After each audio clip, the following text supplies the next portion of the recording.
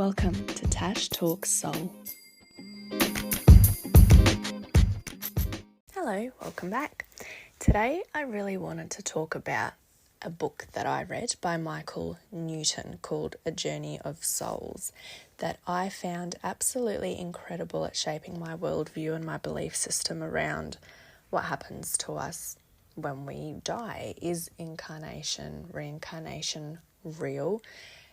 Is it true that we pick our lessons and our families and our destiny almost? And before I read his work, I had some pretty loose beliefs around all of this. I was raised as a Christian, but we were not a strict Christian family. We were pretty open to, spirituality and various principles and concepts. We weren't very strict in our beliefs, and so I grew up to be pretty open-minded, but at the same time quite heavily influenced by Christian teachings. And then as I kept getting older and having more life experiences, and I've had some pretty interesting experiences even as a child and then later as an adult, where there came a point in my life where I just couldn't deny it anymore. There's only so much that being a cynic and trying to explain things away with logic and trying to come up with reasons why what I think I just experienced I didn't actually experience. And so I was kind of left desiring a framework to view the world in a way that supported the experiences that I had been having my whole life. And so nothing was really sticking. I was just going through life, cherry picking things that resonated, trying to build a structure that made sense to me. And then I read this book and it absolutely blew my mind, in the sense that everything I was reading was resonating and a lot of it was making sense. A lot of it was aligned with experiences that I had had. And if nothing else, even just reading it for entertainment was amazing. So it's a book that I really, really highly recommend. So the author is Michael Newton, and the book is called A Journey of Souls. And so Michael Newton is a hypnotherapist and a counsellor. And so he's passed away now, but he specialised in behaviour modification for the treatment of psychological disorders. So a big part of his work involved, he said, short-term cognitive restructuring with clients to help them connect their emotions and their thoughts to promote healthy behaviour. So he was finding that through his work, he would consistently, accidentally, through hypnosis, regress his clients into past life memories. And then there came a point where he stopped resisting it and started doing it intentionally. And so this book is a compilation of stories that he pieced together from all of the past life regressions that he had done with his clients. And what was absolutely mind-blowing is that they were all painting the same picture. And absolutely mind-blowing, so interesting. People were describing soul families and what, I guess if you want to put Christian terminology on it, what heaven looks like. All the souls, your family, your loved ones, their energy, it's up there. And then you have, I guess, your angels, your guides, and there's a whole structure to it. And he describes this structure in the book as best as he could. And some souls were saying that, as an example, one wanted to experience what it was like to be really strong physically. That was the whole goal of the life, was to incarnate in a physical body and experience what it was like to be physically strong. And so this soul incarnated as a Viking and was describing experiences, being wounded in battle, not even feeling pain, just being able to keep going and going and going and being so strong physically, sailing the seas, pillaging, battling, the whole Viking thing, and having the best time because that is what that soul wanted to experience. Other souls talked about wanting to have a more intellectual life, so the pursuit of knowledge, intellectual knowledge, and so they would pick bodies and lives that would allow them to achieve that and experience that. And it was the way that he described it, it was as though these souls, they could pick the bodies, they could pick the time, we picked our parents, we pick if there's challenges in our lives or with our bodies physically, then we wanted that experience and we picked that experience.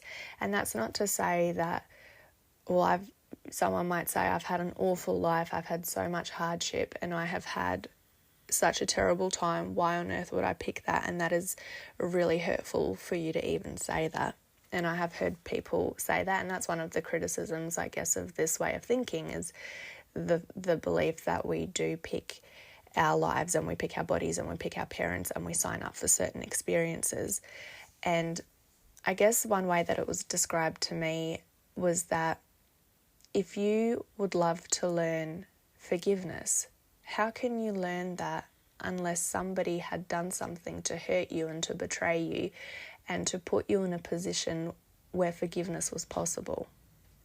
You cannot learn the lesson of forgiveness if there has been nothing to forgive in your life, or the lesson of, for example, unconditional love, to choose love. How can you choose love if it is given freely and easily, if it's never something that's been a challenge or something that you've had to work through your inner shadow to move towards, and something that's never been a challenge, never been an obstacle, never been something that actually required you to kickstart a journey of introspection and learning.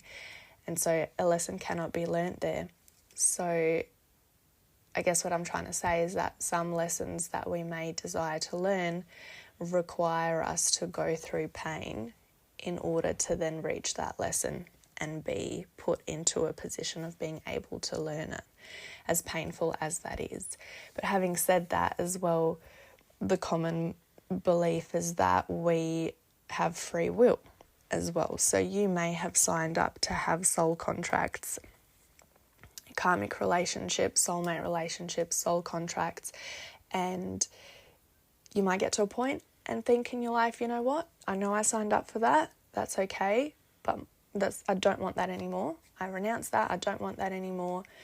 I want my life to go down a different path, and you have the power to do that because ultimately we all have free will. And at any given point, you can change your intentions and change the direction of your life. So there is destiny, but I think some of the details can be changed.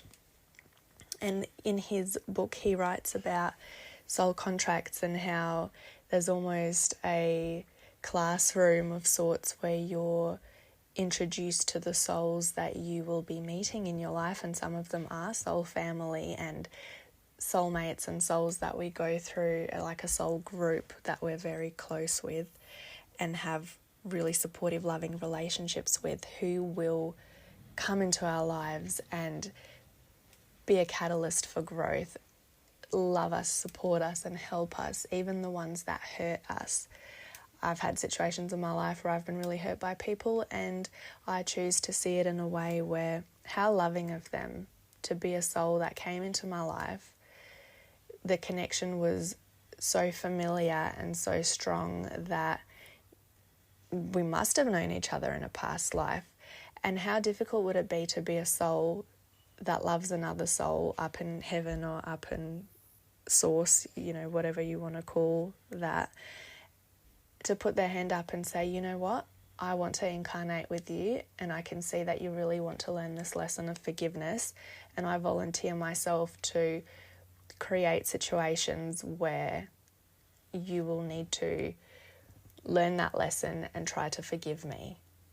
And so you intentionally go in knowing that you're going to hurt somebody you love, because that is part of something that they actually desire, to be able to learn that lesson.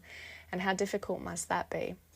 So I choose to believe that even when people hurt us, that it's still coming from a place of love. Maybe that's a little bit delusional, I don't know, but I find that to be a more empowering belief that helps me be a little bit more compassionate and have a little bit more of an open heart than just really, hating other people,